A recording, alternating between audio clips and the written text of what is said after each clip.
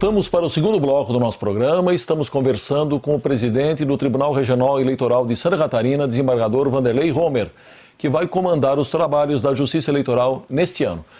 Desembargador, o senhor lembrou no bloco anterior que o Tribunal Superior Eleitoral decidiu pela não aplicação da mini-reforma eleitoral feita pela Lei 12.891/2013 nas eleições de 2014. E eu gostaria de saber a sua avaliação das principais mudanças propostas por essa mini-reforma, e aí destacaria inclusive um aspecto que me chamou a atenção, porque o texto estabelece que a Justiça Eleitoral deverá analisar as contas da campanha, limitando o poder de auditoria da Justiça Eleitoral sobre a contabilidade, a prestação de contas e as despesas de campanha eleitoral dos partidos, e deverá fazer apenas o exame formal dos documentos contábeis e fiscais apresentados pelos partidos políticos.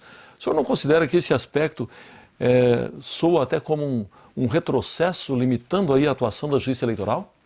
Realmente, quando eu vi pela primeira vez a redação, porque tudo em legislação tem que haver um fundamento, tem que haver uma razão pela qual se chegou à alteração de um determinado dispositivo legal e o que levou à edição dessa norma ditada dessa forma aí mais restritiva. Eu também concordo que ela é mais restritiva e, sob esse aspecto, é um retrocesso no que tange à fiscalização por parte da Justiça Eleitoral.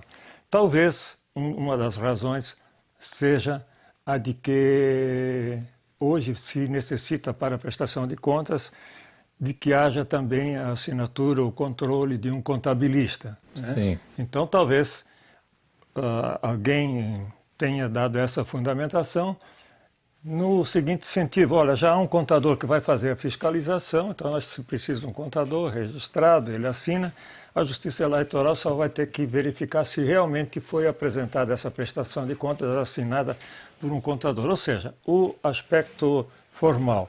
A outra questão que também teve influência foi a questão já da doação, feita sobretudo por particulares e que está em discussão hoje em dia, tanto no Congresso Nacional quanto no próprio Supremo Tribunal Federal.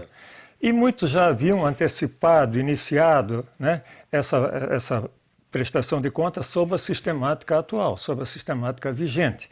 De sorte que para alguns partidos, para alguns candidatos, talvez fosse um transtorno ter que se readaptar a uma sistemática até então não conhecida e, como o fato de ser pela primeira vez, costuma ocorrer muito nos pretórios, nos tribunais, de que há interpretações divergentes e poderia dar um certo caos também.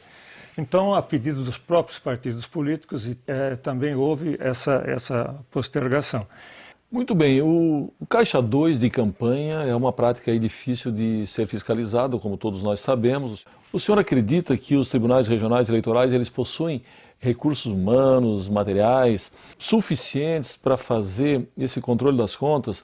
Eu pergunto isso porque o ideal seria, pelo menos na visão de um leigo, é que os tribunais eleitorais pudessem, a Justiça Eleitoral pudesse comparar aquilo que é declarado pelos candidatos com aquilo que é efetivamente gasto. Esse trabalho, que tem uma característica mais de auditoria, hoje ele tem condições de ser feito pela Justiça Eleitoral? Em grande parte, sim. Agora, como o senhor mesmo falou, é o Caixa 2. O Caixa 2 é sempre algo clandestino. É algo que não é para ser declarado. É algo que é para ficar escondido. Então, muitas vezes, se precisa quase que de uma espécie de investigação policial para poder chegar a se detectar e principalmente provar, né? Porque muitas vezes a gente sabe, desconfia, mas não consegue a prova necessária e suficiente para a punição. O Caixa 2, né? Ele tem tudo a ver também com os gastos, porque quem tem um Caixa 2, por exemplo, na arrecadação, evidentemente que vai aplicar isso também de uma forma não declarada na Justiça, caso contrário não bateria.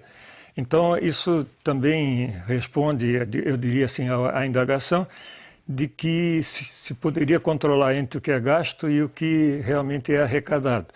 Porque As prestações de contas que eles fazem, evidentemente que eles sempre colocam gastos que sejam compatíveis com, né?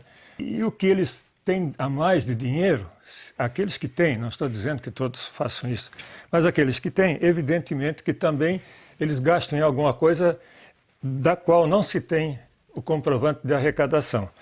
Mas, hoje em dia, a Justiça Eleitoral, ela, claro que precisaria de uma estrutura maior de fiscalização, que muitas vezes, repito, é quase que um trabalho policialesco. Mas ela já tem uma série de mecanismos, de instrumentos, de ferramentas que permitem um cruzamento de dados, né, inclusive com a Fazenda, e que muitas vezes se consegue detectar, apurar e até punir. São bastantes casos que nós temos julgado no TRE aqui de Santa Catarina que justamente envolvem irregularidade de contas, sobretudo de contas escusas, de até Caixa 2. Então, resolvendo todo é difícil. Como muitas vezes é difícil resolver qualquer dificuldade desse porte em outra área, mas já se está conseguindo muita coisa. Isso aí posso lhe afiançar com certeza. Muito bem, desembargador, eu preciso chamar mais um rápido intervalo, nós já voltamos, é só um minuto.